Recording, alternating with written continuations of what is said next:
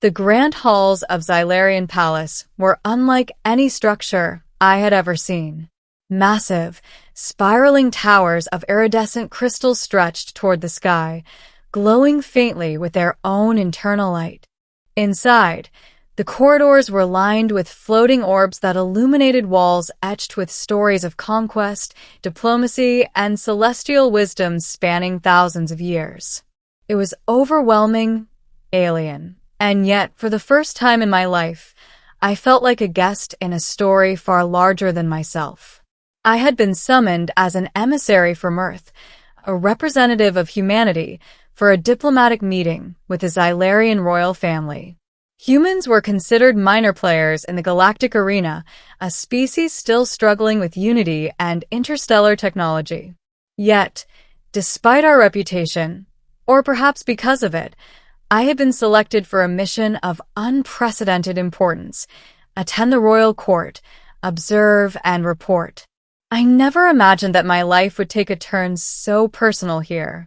The day began like any other formal assembly. Nobles and dignitaries from dozens of alien species gathered in the central atrium, their clothing, colors, and forms a dazzling display of culture and individuality.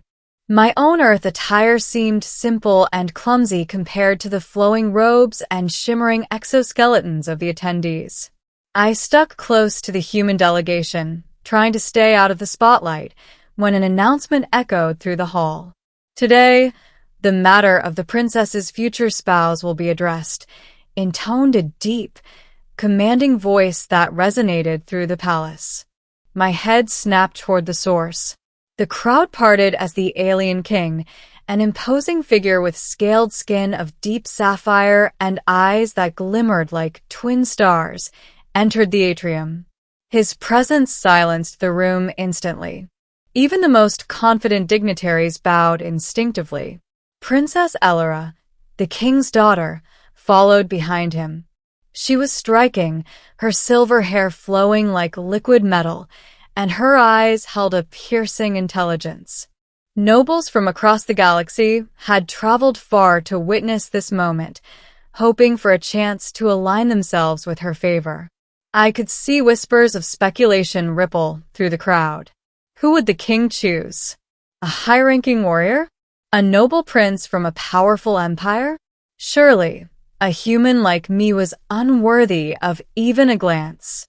Yet, as the king raised his hand, the room fell silent. His gaze swept across the assembled dignitaries before landing squarely on me. I froze. There was a long, palpable pause. My heart pounded, and I could feel the tension in the hall spike as murmurs spread. "Bring the human forward," the king commanded, his voice carrying the weight of unchallengeable authority. I stumbled forward, unsure whether I had misheard. The humans around me exchanged incredulous glances. A human? Chosen by the alien king? I swallowed hard, trying to steady my nerves. As I approached, Princess Elyra's eyes met mine. For the first time, she didn't look bored or indifferent. There was curiosity there, sharp and discerning, but no mockery. The king's gaze was intense. "This human has shown qualities rare even among the most advanced civilizations," he began. "Courage, honesty, and insight. While many here demonstrate power, wealth, or political advantage, this one demonstrates understanding. Humanity has survived against odds we consider insurmountable. This is why," he paused, letting the weight of his words settle over the assembly, "I have chosen a human to be my daughter's spouse." The hall erupted in gasps, whispers, and incredulous stares.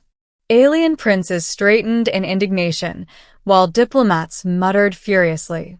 Some even dared to bow low to protest.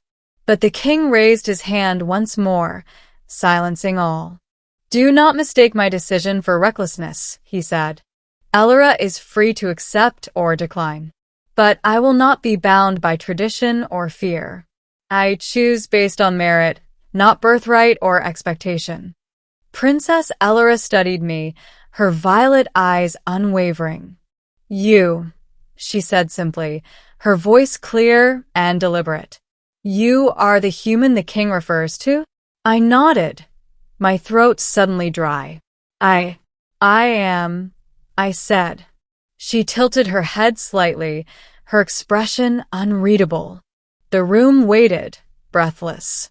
And then, to my astonishment, she smiled, a faint curve of her lips that hinted at approval rather than judgment. You have caught my attention, human, she said. Few in this galaxy command my notice, yet you have. Let us see if you merit it.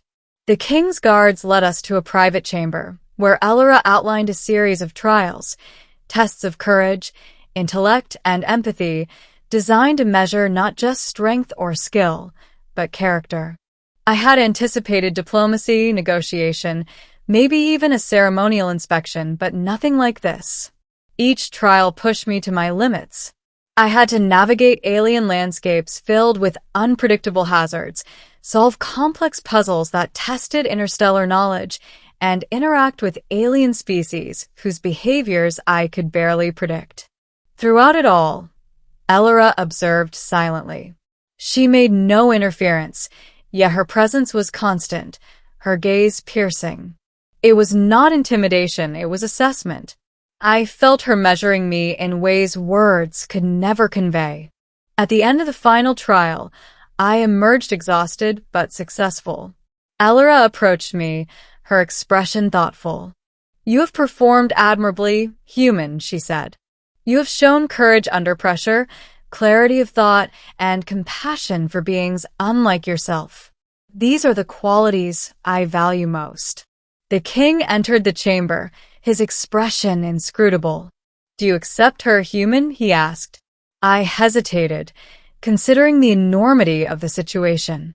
Here I was, a human, someone from a species underestimated by most of the galaxy, being offered an unprecedented honor, a place at the side of alien royalty.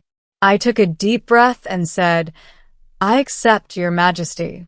With all respect, and with the intention to serve and honor your daughter in every way possible. The king nodded slowly. Then it is done. Let this union be remembered, not for tradition, but for merit, insight, and courage. Let it remind all civilizations that the measure of a being is not their birth, but their actions. Elyra extended her hand to me. I took it, careful not to stumble, and she held my gaze. You have proven yourself human, she said. Not because of what you have done, but because of who you are. I look forward to seeing what we can accomplish together. The announcement of our union sent shockwaves throughout the galaxy. News feeds, diplomatic channels, and interstellar networks buzzed with disbelief. Humans, once dismissed as insignificant, were now seen in a new light. And though I knew there would be challenges ahead, navigating alien customs, interstellar politics, and expectations of royalty, I also knew that this moment had changed everything. Months later, as Elyra and I walked through the palace gardens, she turned to me. You know, she said, a teasing lilt in her voice, most species would never imagine choosing a human. But I have learned something valuable. Humans are unpredictable, courageous, and interesting. I smiled, realizing how far I had come from the nervous emissary who had first set foot in Xylarion Palace. And you, I replied, are the most remarkable being I have ever met. She laughed, the sound ringing like silver bells across the crystalline gardens. Do not underestimate yourselves, humans, she said. Perhaps it is time your species is recognized for more than what others expect. That day, the galaxy shifted, not through conquest or politics, but through courage, merit, and a decision that defied expectation. And for the first time in my life, I understood that humans, though small in number compared to galactic empires, could stand alongside even the greatest powers and even capture the attention of an alien queen.